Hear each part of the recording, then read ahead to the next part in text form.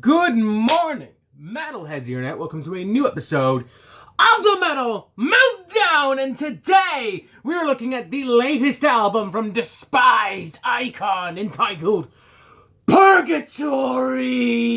Y'all should know me by now. Y'all know that it's pretty easy for me to get excited about some good Canadian metal supporting some solid Canadian bands, but in this case we're not just talking about good Canadian metal. We're talking about Despised Icon, a surprisingly incredibly influential band. Credited as a pioneer of the deathcore subgenre, they have influenced bands such as Whitechapel, Carnifex, Suicide Silence, and within the broader spectrums of metal, they've even inspired artists like Lamb of God. Former drummer Chris Adley directly cited Despised Icon as an influence years ago in the creation of Seven Stirred Drang. And in that same interview was particularly positive about the band's recent record of the time, Beast. Now, in all fairness, it's worth noting that Despised Icon have never fully embraced the deathcore label, but everything that defines the deathcore sound in the eyes of your average deathcore fan is very much prevalent in Despised Icon's works, particularly leading after their first few records, which were rooted heavily in the worlds of brutal death metal. I would even consider their third album, The Illness of Modern Man, a definitive record for this genre, and it's worth noting that it pretty much pops up right around the time that deathcore is really starting to become a thing. But hey, genre labels at the end of the day aren't that important. What is important is that Despised Icon are a big band, and that they have a big record called Purgatory. And by big, I do mean big. I mean, this record immediately blows me away with how massive and foreboding it is. It sounds monstrous. It sounds like Godzilla stomping down a city. 36 minutes of metallic, sonic savagery in the form of blast beats, breakdowns, disgusting vocals, walls of brutal death metal and deathcore sound crushing down on your ears. Does it inherently make for a somewhat heavy-handed and even overwhelming experience? Maybe for some listeners. I definitely think that's a fair argument to make. But I think for a vast majority of Despised Icon fans, and for that matter, fans of the extreme metal spectrum, this is going to be an insanely satisfying time. I mean, as soon as you hear that China cymbal ring out on title track Purgatory, you already know what you're in for, as the band immediately dives into this sick, gross, slimy, brutal death metal kind of groove, reminiscent of a band like, I'd say, Morbid Angel, but with a more modern deathcore flourish, before the band dives into some great breakdowns, some great grooves, transitioning in and out of them pretty rapidly and pretty smoothly, almost like a snake slithering in between all of these extremely heavy sounds and factors. Eventually, that snake does eventually settle in a pool of muddy, filthy breakdowns, but goddamn, are they muddy and filthy. I mean, hot damn motherfucking shit. Despised Icon showing all these young guns what a breakdown is supposed to be on this goddamn track. Particularly love that little guitar squeal coming in and out of the breakdowns, making it sound like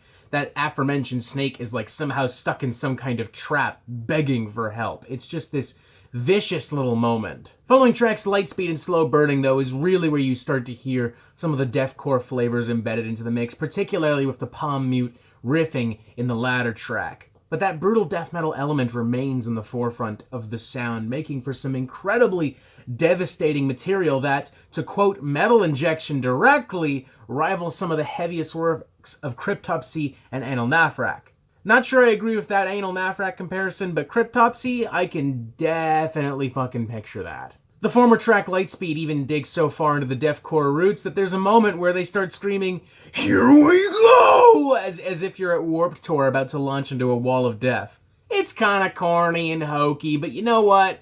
It's fucking fun. And for people that actually did go to something like Warped Tour, it even adds a little bit of a nostalgic factor to this whole thing that's kind of appreciated.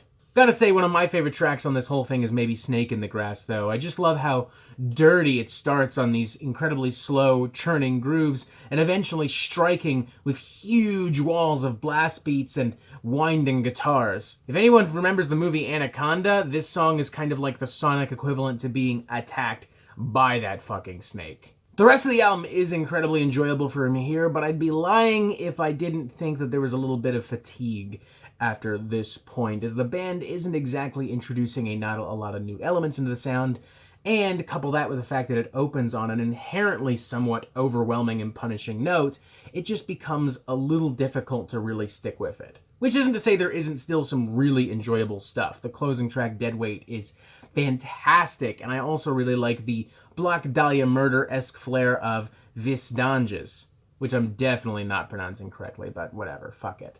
But it could easily still get very tiring for a lot of listeners. This is actually one of the few death metal, extreme metal records I've listened to where I've actually wanted some interludes placed in the middle of this record just to give you a breath of fresh air, just to cleanse the palate before diving back first into this incredibly heavy, vicious, punishing meal. On a more technical level, I also think the guitars are a little compressed and you lose a little bit of the natural filth of this genre as a result. I think that that is an element atmospherically and aesthetically that could have also been used to provide a little bit of levity, to provide a little bit of natural flavor into this, to distract from the inherently punishing fucking battering ram of this. But hey, at the end of the day, this is what fans want. This is what Despised Icon fans want. This is what fans of deathcore and brutal death metal want, and I don't picture any of them complaining with what we got on Purgatory. It does not have a perfect flow, nor is it a particularly approachable record,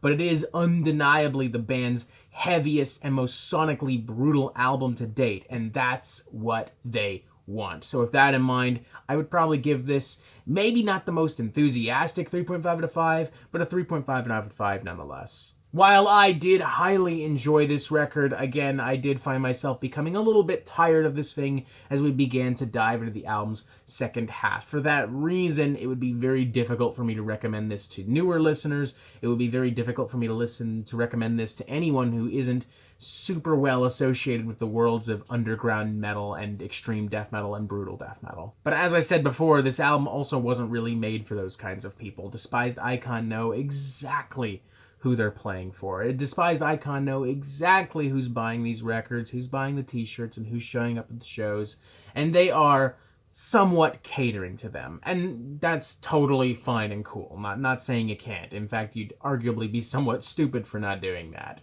I would just say that if you're not familiar with this band and these sounds and you want to get to know them, maybe go look up a record like Beast, which I think is a little bit more accessible and does a better job at declaring who Despised Icon are without, fucking terrifying you. But hey, if you're brave and you're patient, then there's certainly still some very rewarding material on here. So, you do you. 3.5 out of 5, Despised Icon can argue all they want that they aren't deathcore, but there's no denying that there's still some pretty brutal deathcore-esque shit on here, and something that no doubt the fans are gonna absolutely love. And that is it for the Metal Meltdown. I'm not an expert, nor do I claim to be, so what do you think? Do you like this record? Do you not like this record? And what do you want to hear from me next? Thank you for watching. Make sure you press subscribe so you get updates on the Metal Meltdown fucking immediately. And you have yourself a fantastic fucking day.